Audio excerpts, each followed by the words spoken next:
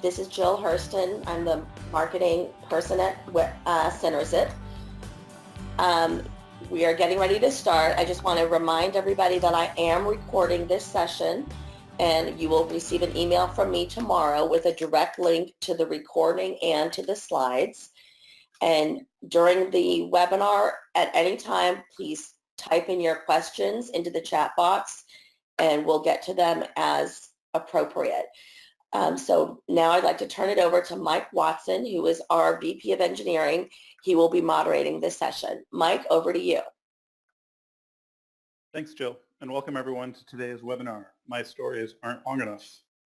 Today's webinar is about the challenges of writing stories from a product manager's perspective. I'd like to introduce our speaker today, Rich Mironov. He's the CEO of Mironov Consulting. Rich, over to you.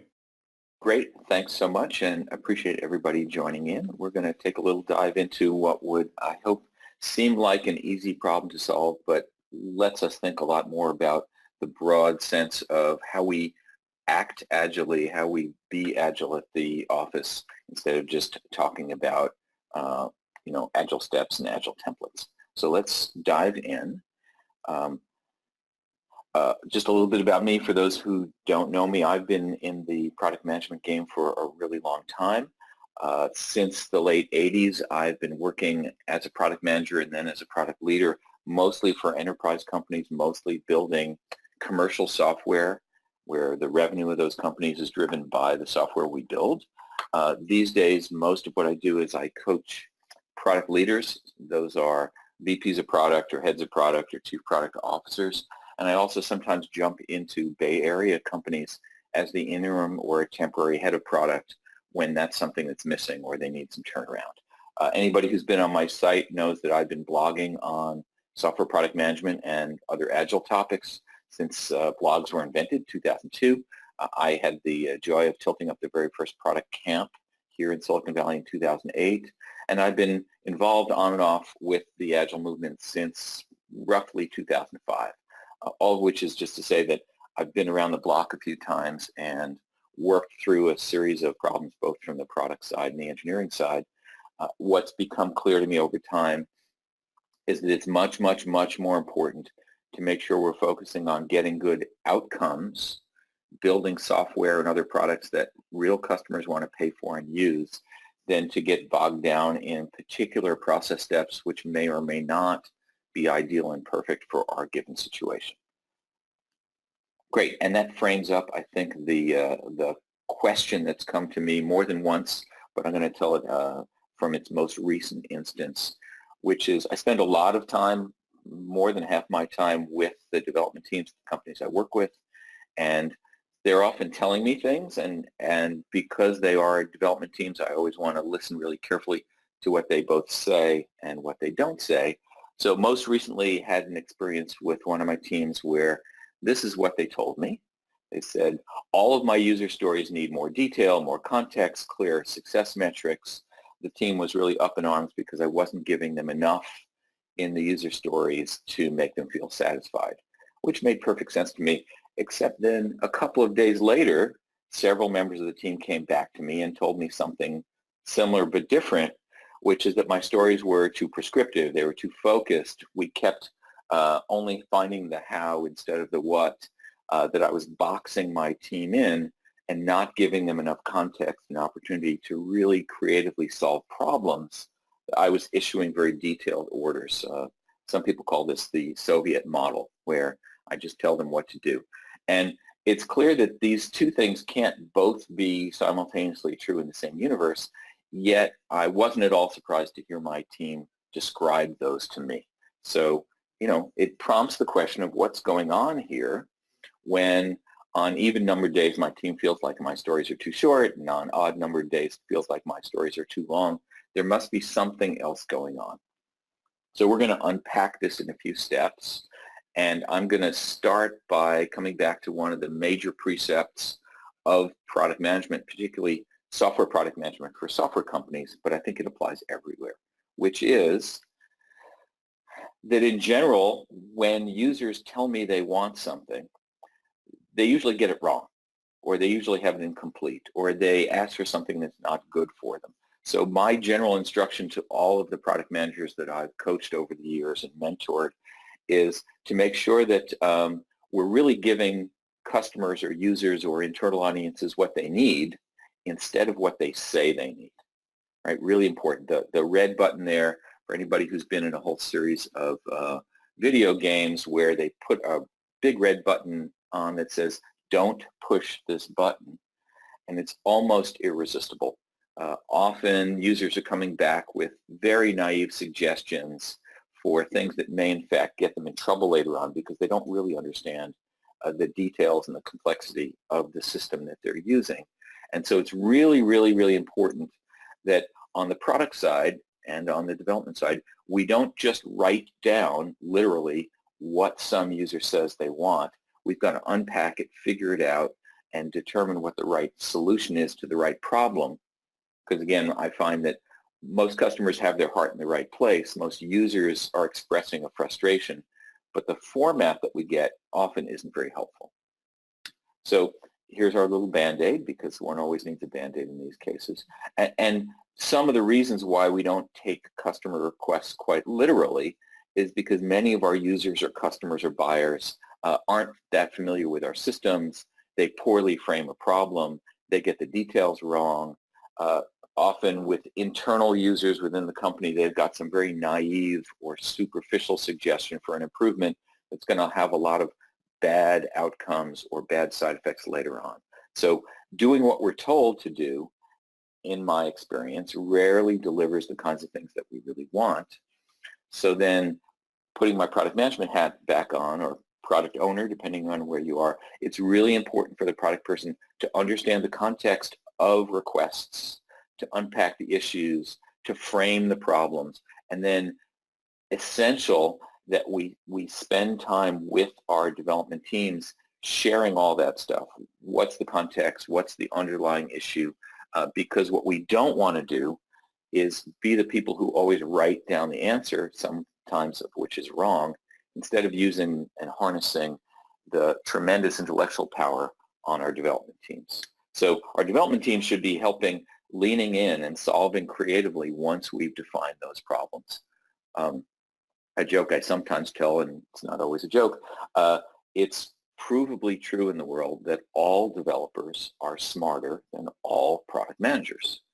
And the only way we know this, of course, is because when we ask our development teams, they tell us that they're pretty sure they're way smarter than I am.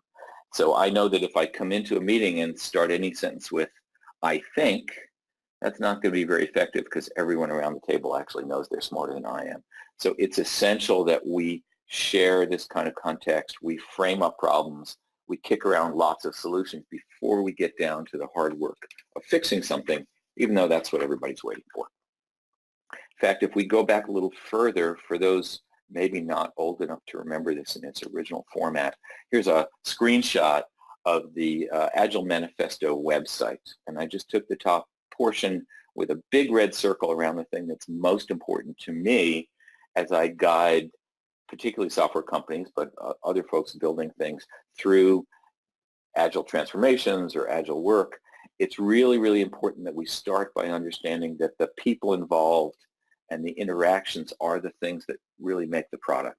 If we start from some thumbnail Scrum book and decide that we're going to do it exactly the way the book says it's telling us to do because that's how it's done, in general, we end up in some very weird corners. So the very, very top of the very first line of the Agile Manifesto is to make sure we're first addressing individuals and interactions and what fits in our space and our situation and our company for our customers, rather than taking some generic off-the-shelf claimed best practice and forcing it into our situation.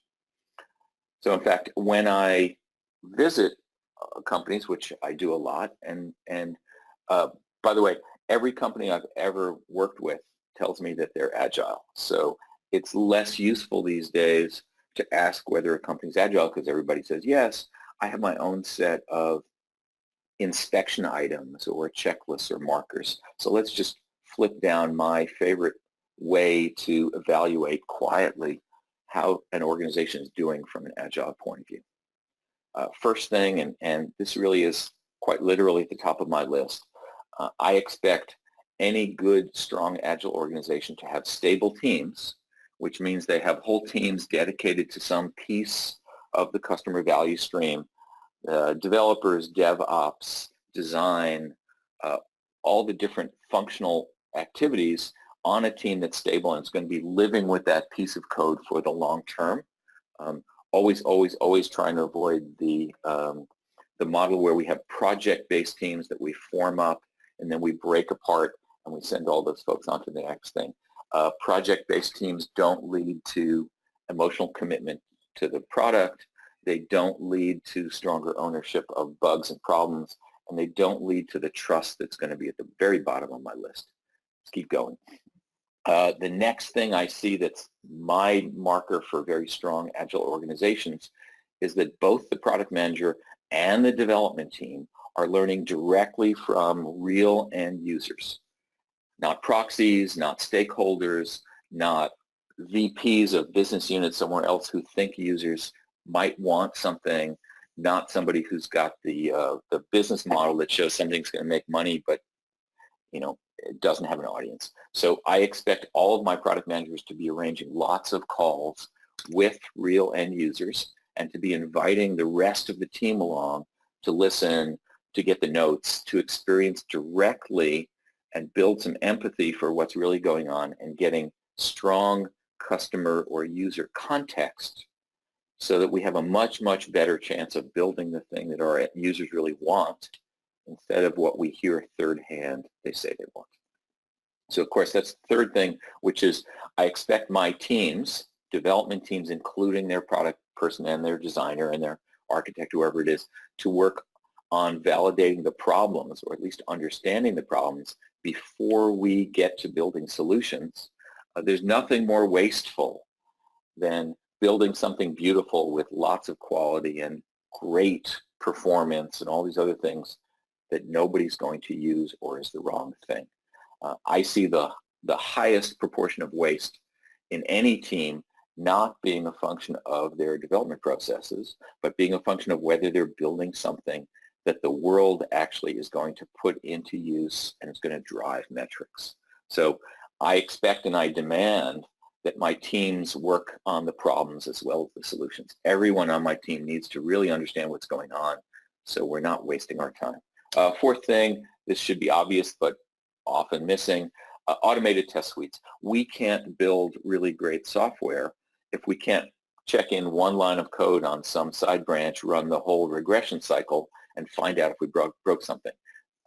Having automated test suites lets everyone on my team try things out and do little bits of experiments without embarrassing themselves.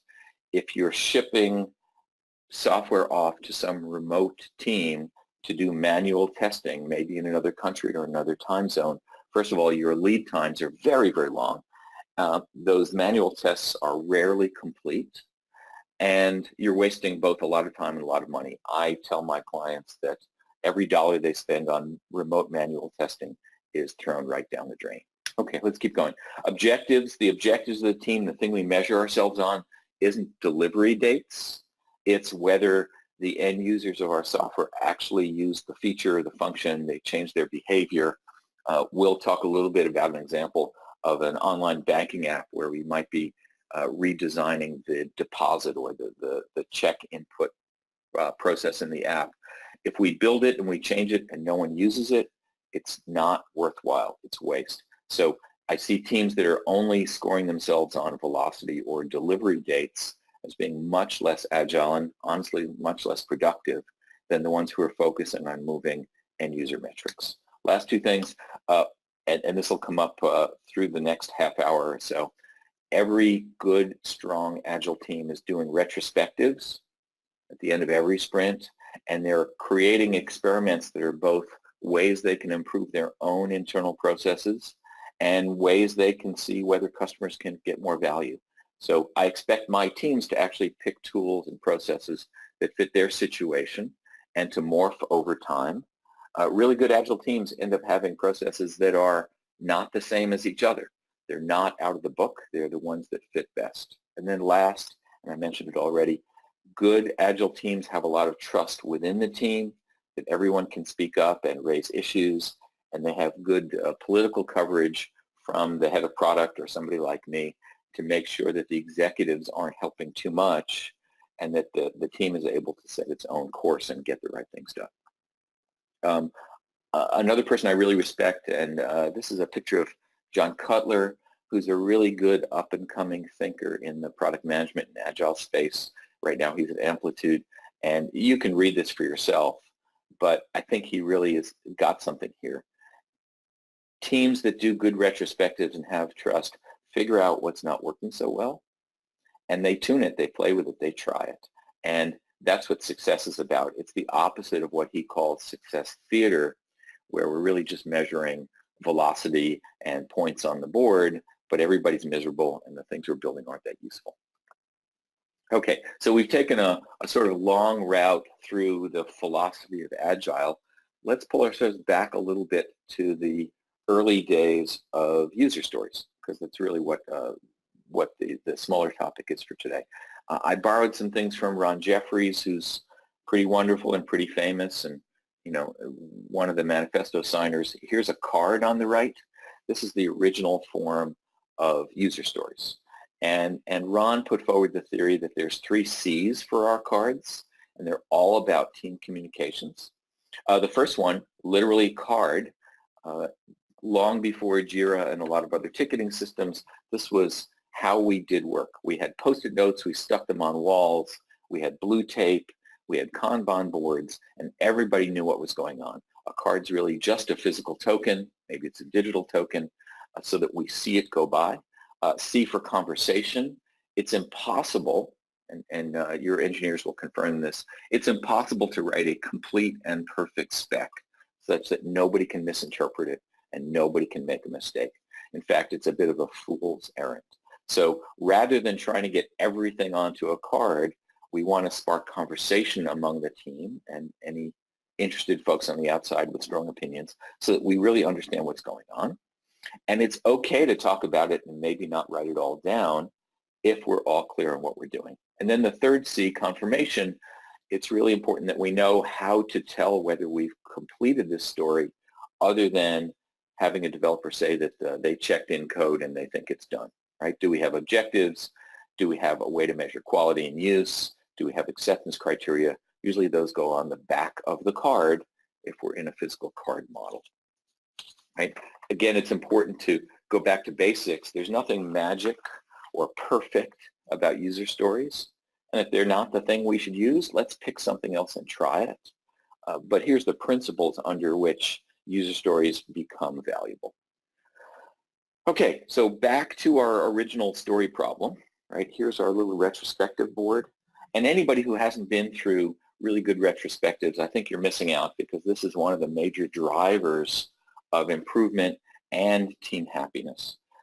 When I sit in on a retrospective as an executive, as a product executive, I actually try not to talk, because my job is to help identify things that the team needs that I can help shake free or unblock from them so that the team is more productive, the team is happier, the team has more structure, more trust, whatever it is they need.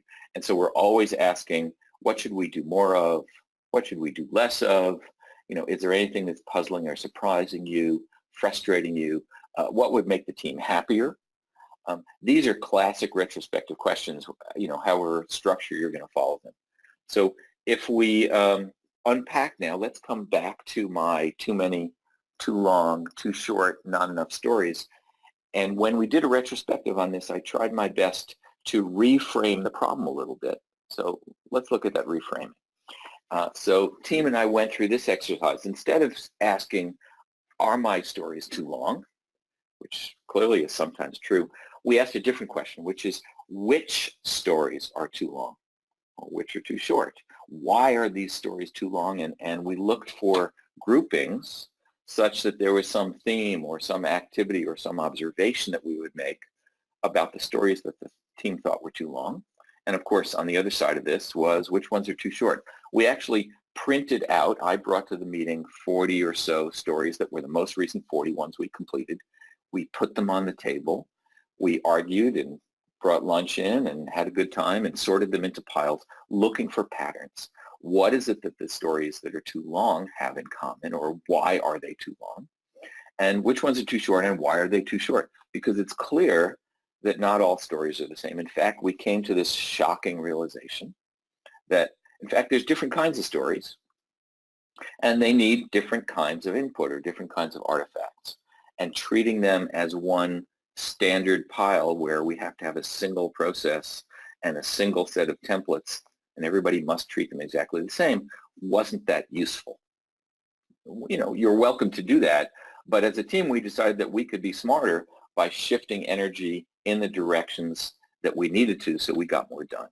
In fact, I'm going to take us through a bit of a long exercise here, but we're going to do it anyway. We came up with 6 different story piles, so I'm going to walk you through each of those 6 story piles. Okay, so for each story group, we found a bunch that seemed kind of similar, and we came to some conclusions about user stories or artifacts that would serve the team better and in many cases create less work for the product manager. So the first group we noticed was UI, UX heavy workflow changes. Our example here was, again, an online banking application where the check deposit part of the application of the app is hard to use or is getting people confused, or our banking customers aren't using it. And so this was going to require us to do a bunch of workflow changes, stepwise changes, you know, look and feel changes, heavy on the design and the user journey and the user interviews, what's not working. And what the team told me was that my very quick and dirty user story with 6 or 8 bullet points and a couple of acceptance items wasn't sufficient. That for this kind of complicated stepwise, where we might find lots of special cases and corners, we needed a lot more. In fact, what the team asked for was lots. What's our behavioral goal? How are we going to measure success? Our designer had some storyboards in some cases, and those were really very helpful in figuring out what steps to do next and how we're going to loop back. Journey maps. We spent a lot of time talking about obscure corner cases where they got an error message or they wanted to cancel in the middle. You know, online banking customers are just trying to get their deposit put in. They're not really interested in all of the details of how our systems work. And if it's not intuitive, if it's not easy, then we fail.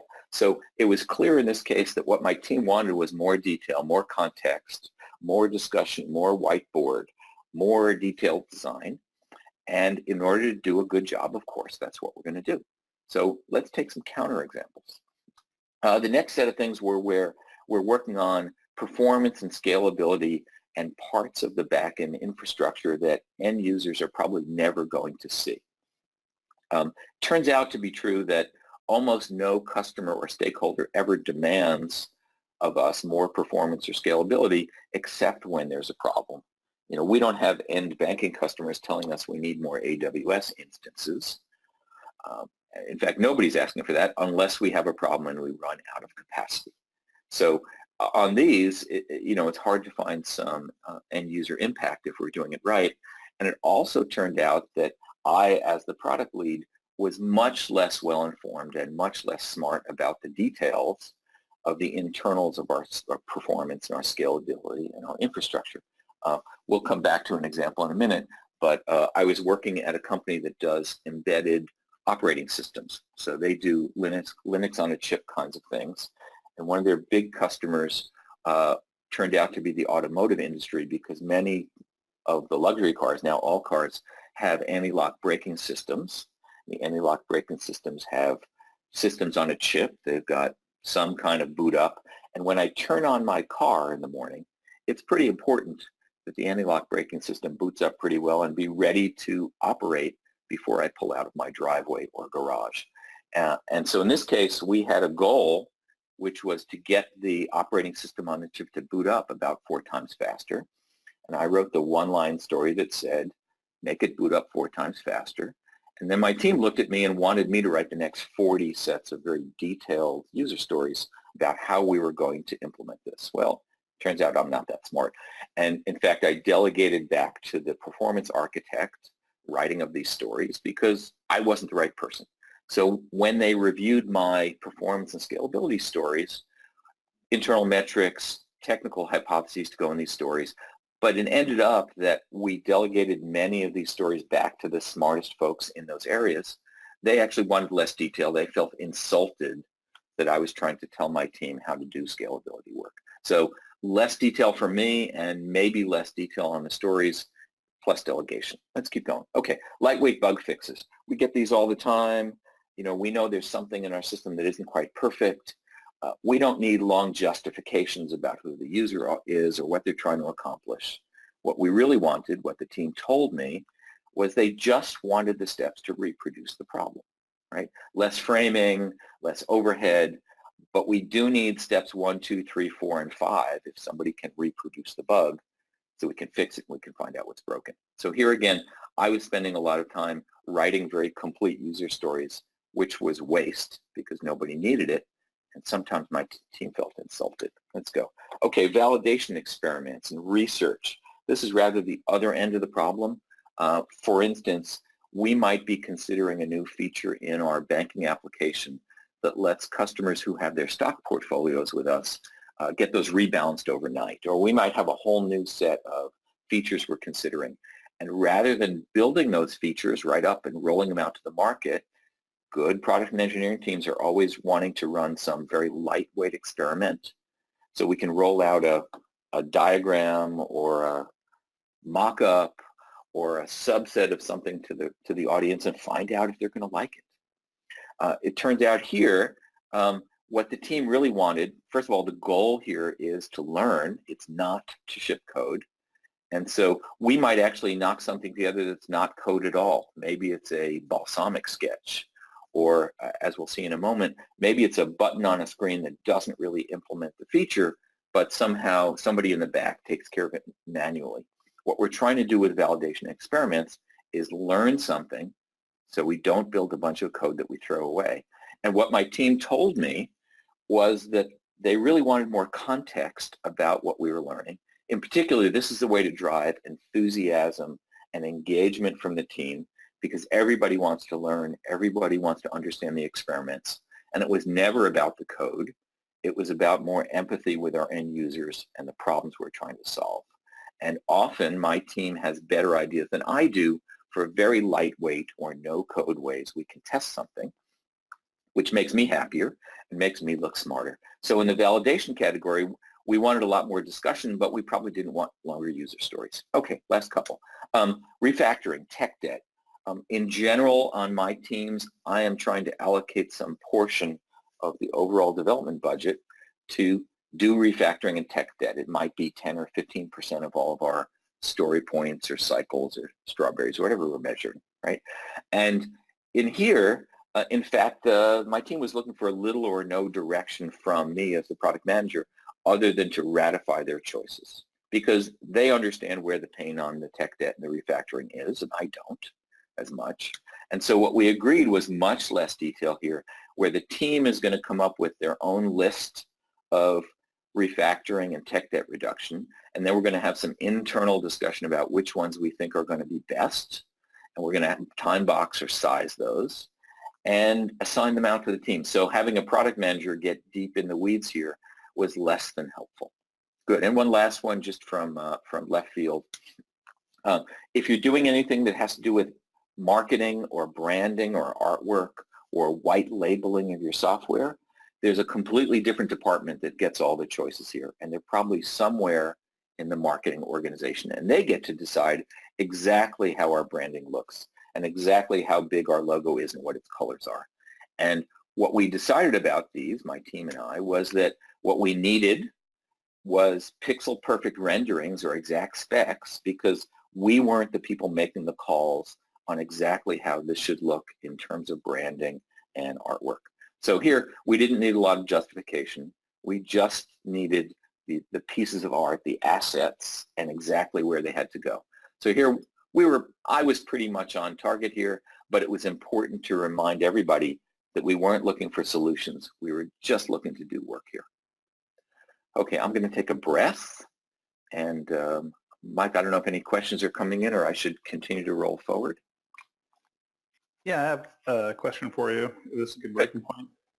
One of the questions out there is if everyone is supposed to be meeting with customers, how are they still going to have time to do the regular work, like development?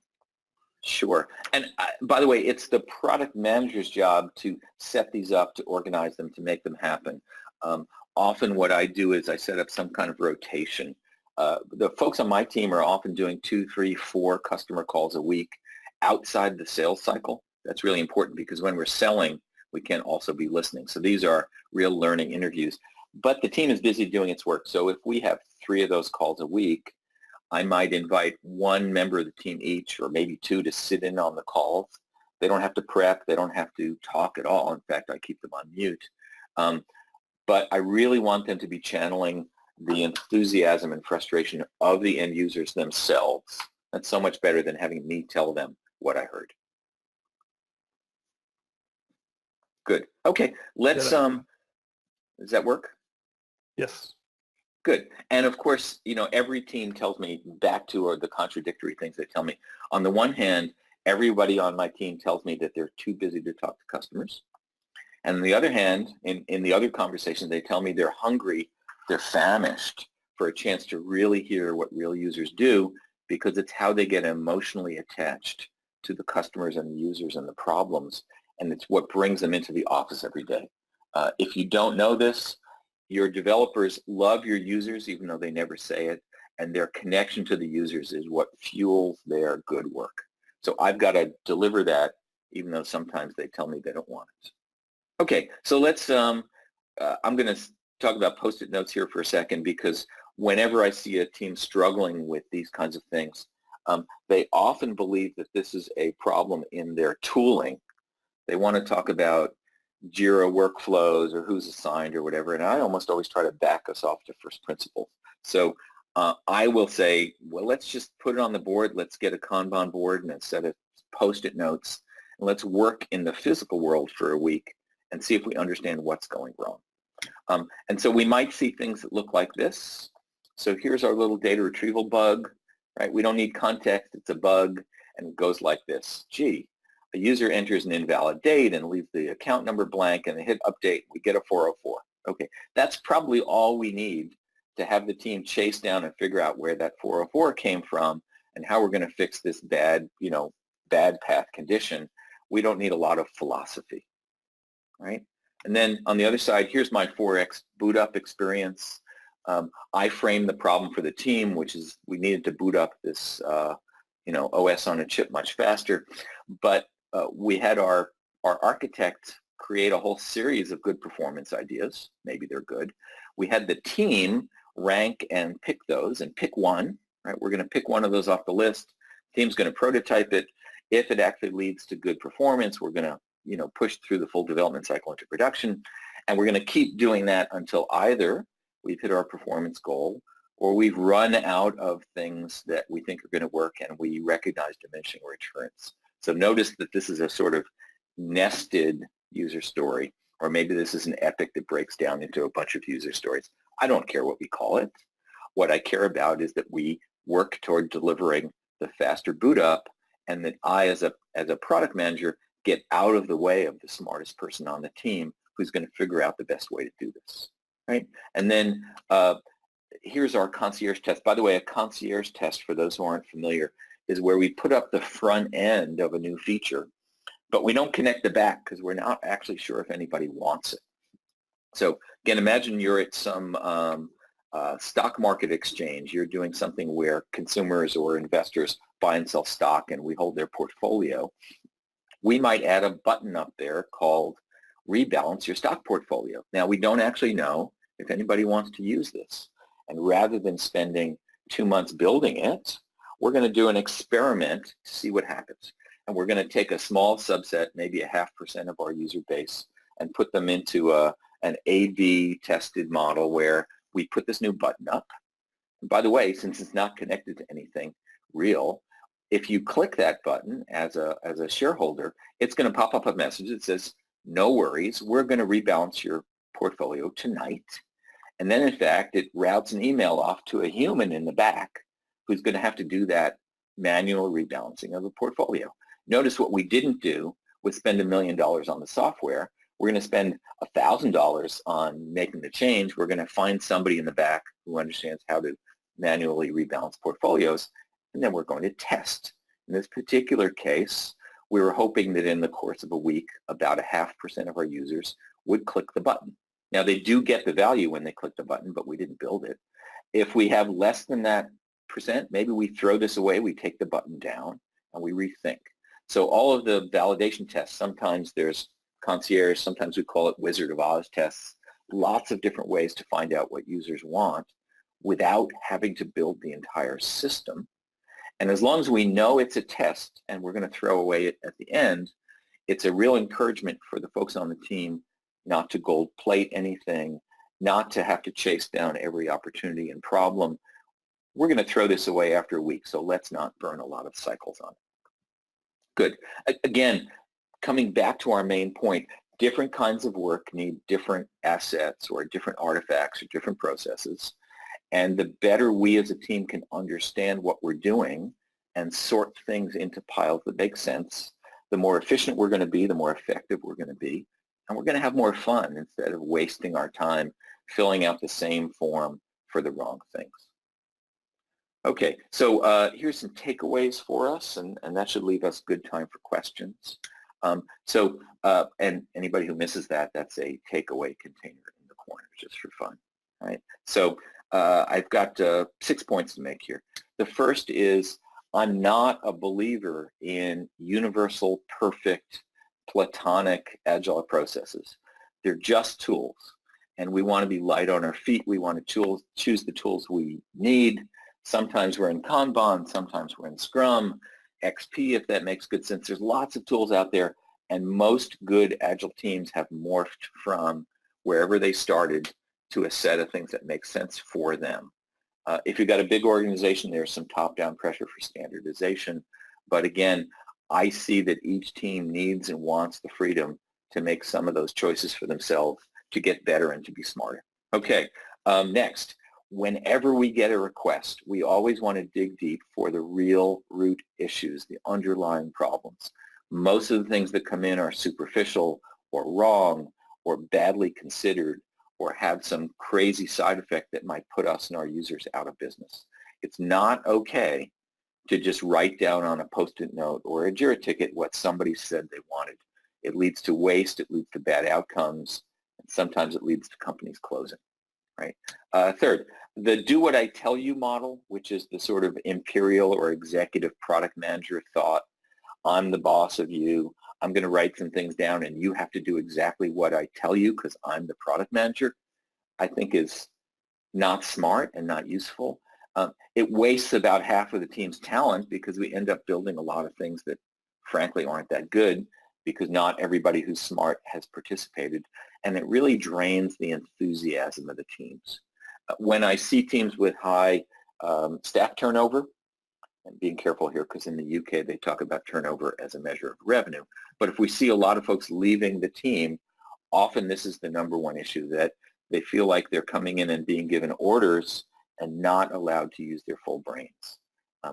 The most fun I've had building software has been with teams that care, that are smart, that are engaged, that bring their best game in every single day and aren't afraid to tell me when I'm wrong, because I'm often wrong. Okay, fourth one. We really want to focus on outcomes and concrete value. Are people using the software we've updated? Did we ship a feature that's getting a lot of pull or generating a lot of revenue? If we're fixing bugs, did the bugs go away? Are our bug counts coming down? If it's a performance issue, can we measure the performance, and are we hearing from end users that the improved performance matters? Right? When we're focusing on outcomes, what we ship is of value to our organization. If we're just focusing on velocity, sometimes it's check the box. We might feel good that we're getting more done, but it may or may not be useful. Right? Fifth one, and this is as much an executive issue as anything else, one of the very basic principles we see in all good Agile teams is we start fewer things and then we finish them. This is hard. It's hard to manage your work in process, particularly when there's executives who come in every 4 or 5 hours to interrupt what we're doing with another really good idea. It's part of my job often as the head of product for a company to be the one that the executives come to with their ideas so I can dissuade them or put them in the backlog or explain why it's not important rather than having the team be thrashed with new items halfway through the sprint. But if you're not finishing what you're starting, then you're probably starting too many things. So again, Agile Basics has nothing to do with Scrum. It's much more of a Kanban thought, but important.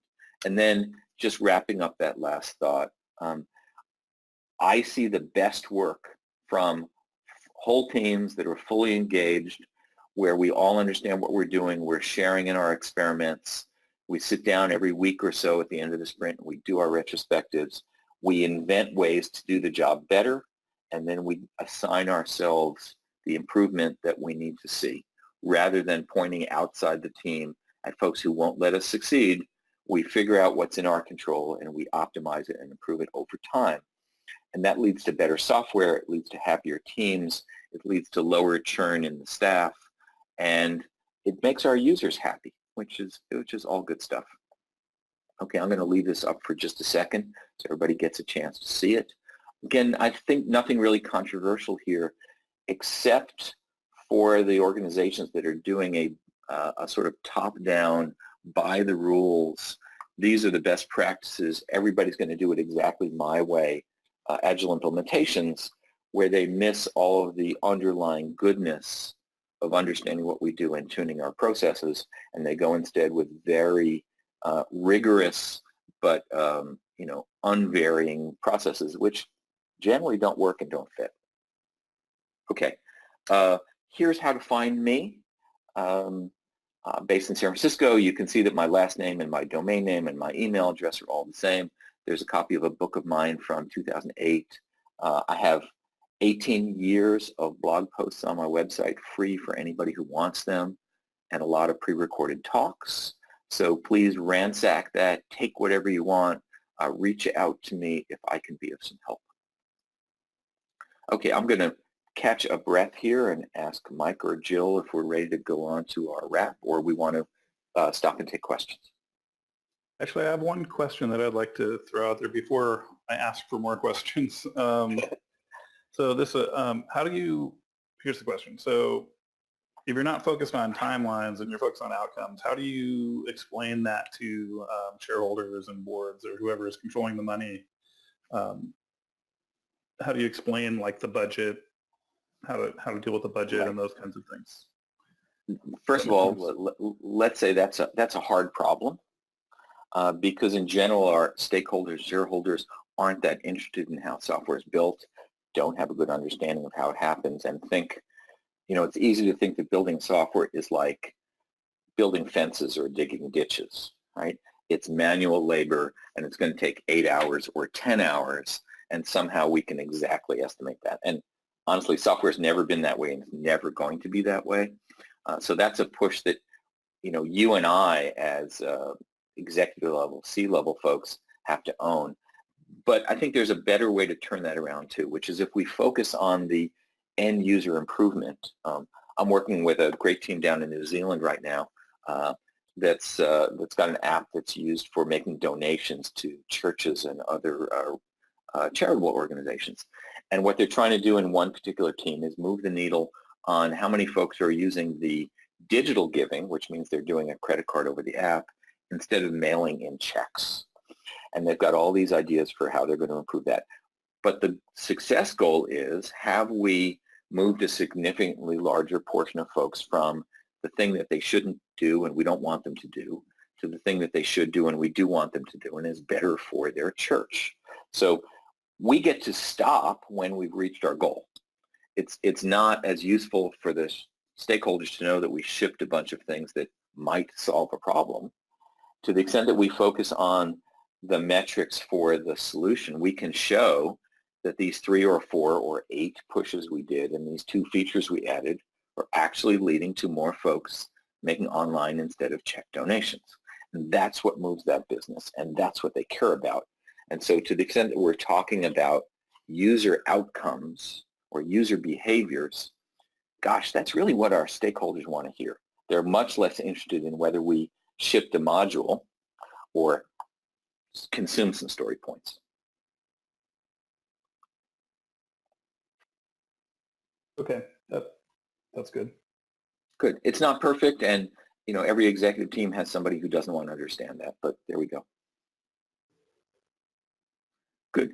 You want to pick a question or two out from the stack for me? Yeah, why don't you advance real quick, and I'm going to give everyone an opportunity to add a few more questions. Okay. Meanwhile, I'm going to talk a little bit about SynerZip. SynerZip, our customers typically join us because they want to accelerate their delivery. They're looking for a cost savings, which we're able to provide because we source most of our professionals out of India. There's also the ability to use SynerZip to address technology skills gaps. For instance, if you're working in one tech stack, but you have this need for some amount of time for a different tech stack, you may not want to hire full-time for that. And then finally, we can also offer US-based professionals as needed.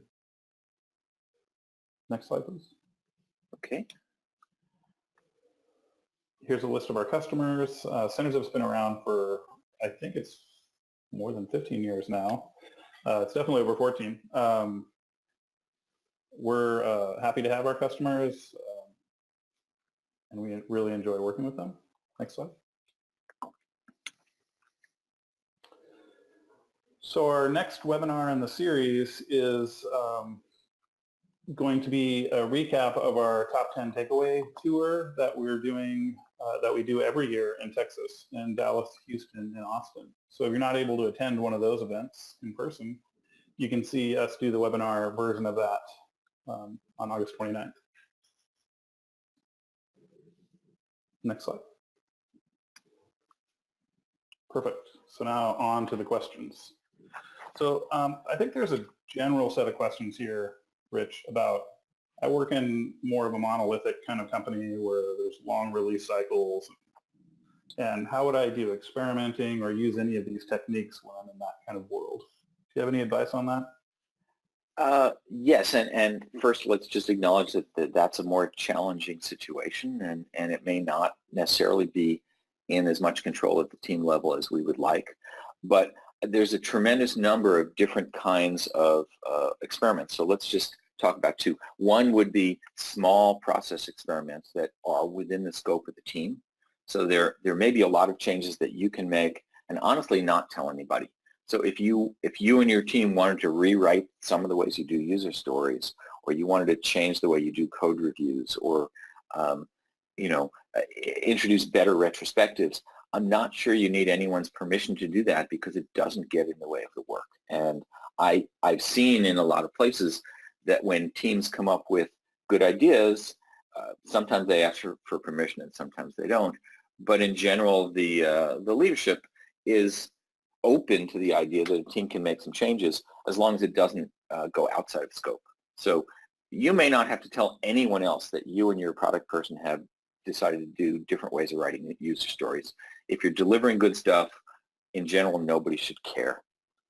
If we're looking at outside experiments where we're actually testing things with users, with live users in the field, those tend to be much more controlled, driven by product or product marketing or some other groups, UX or research.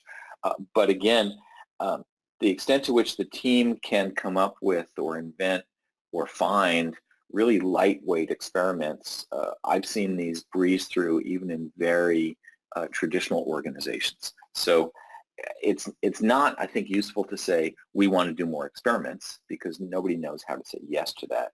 I would instead say bring forward a specific instance of something that's lightweight and safe and say we would like to try this, and there really won't be any good arguments against it. And once you've done a few this and that, you've established enough of a pattern that as long as the next item is safe and relatively painless and within scope, people should let you do it.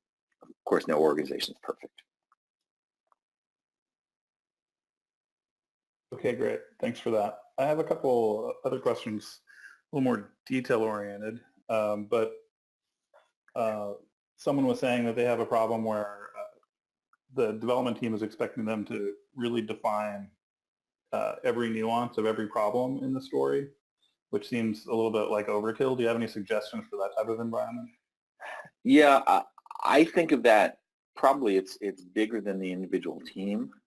And it may in fact be some organizational challenges where the development team is being narrowly measured on delivering against stories instead of value, and or a sort of cross blame issue of I didn't get it wrong, you got it wrong. So I think of this not as a tooling issue.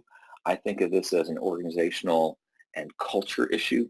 So two things I might suggest. One is let's see if we can kick it up a level where whoever leads, the engineering manager or the development manager in that area and the product management director can get together and try to agree that they're going to coach their team and their product manager or product owner through a discussion about safety here.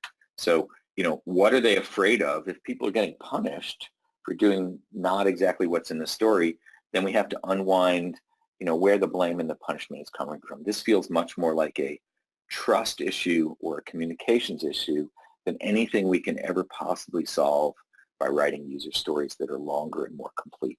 So, again, maybe out of control of the individual team, but I'd be raising it up the chain as an issue that my team and I want to solve. A second choice is maybe I, as the product person in my team, we go off in a corner and we talk about this without telling anybody else. And I try to elicit from them what it is about this that's frustrating them.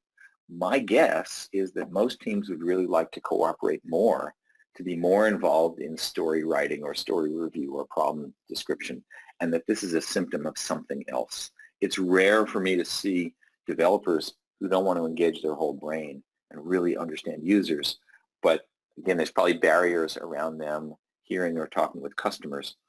My first go-to here is to either bring some recordings in or get some of my folks on the phone, because as soon as they've heard a real user say that something doesn't work and frustrates them and ruins their day, we all want to fix it.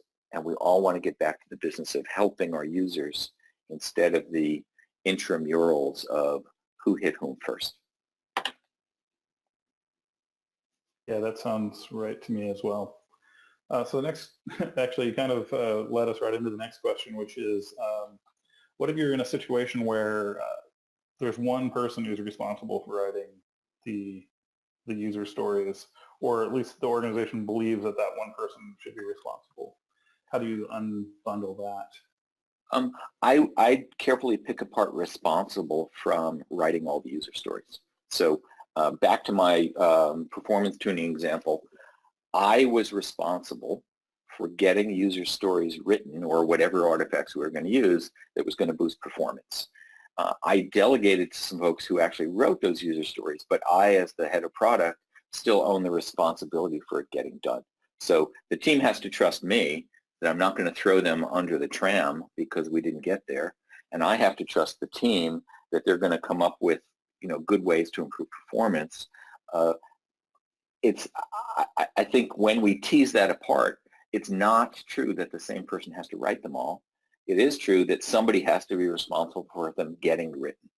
And the more we have, team ethos and we're really working together, we go out for drinks at the end of the day, or somehow we care about each other and watch each other's backs, then many people on the team may step forward and volunteer to write stories.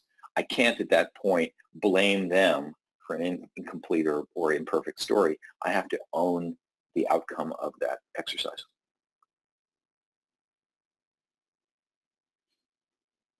Thank you for that. We still have time for a couple more questions. Okay, I'm going great. to throw this one out there, which is, do you have any idea of what maybe too long of a user story is? Like, is there something in your mind or some definition of too long in your mind?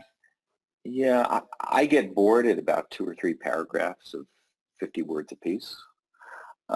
So I think you might have a nice pithy user story that's 80 words or 90 words, but back to our previous discussion, you may have a bunch of attachments or other media. So maybe there's a whole set of storyboards, and maybe there's a whole set of user interviews where we've spotted at minute 45 where the user talks us through what's broken. So I think we want to use whatever assets we need to make sure we understand it. It isn't necessarily true that I'm going to write a novel. I think anything longer than a page is probably useless, but that's me. So, every team should have some, yellow or red line where when things get too long, we break it up or we throw it away or we make it shorter. Yeah, I was just thinking of it. If you have to write a lot of words to describe a story, it's probably too big. That's right. And maybe it's a picture, right? Maybe it's a flow chart, or maybe it's a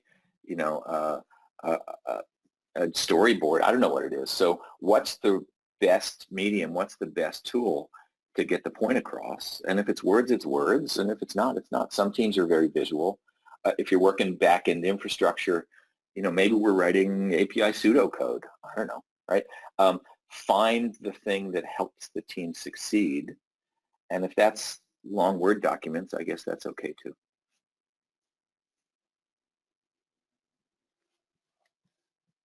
Yeah, that sounds good.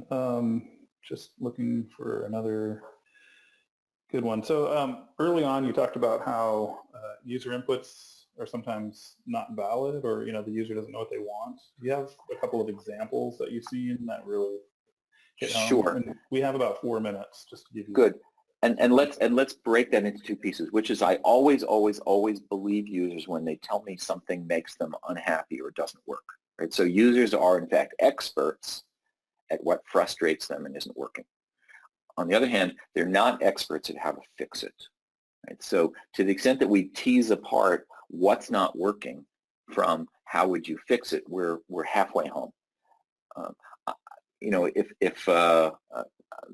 Work with some folks on a job posting system, right? So one of the big exchanges where employers post jobs and potential employees or folks who want to work there search for jobs and read job descriptions and apply.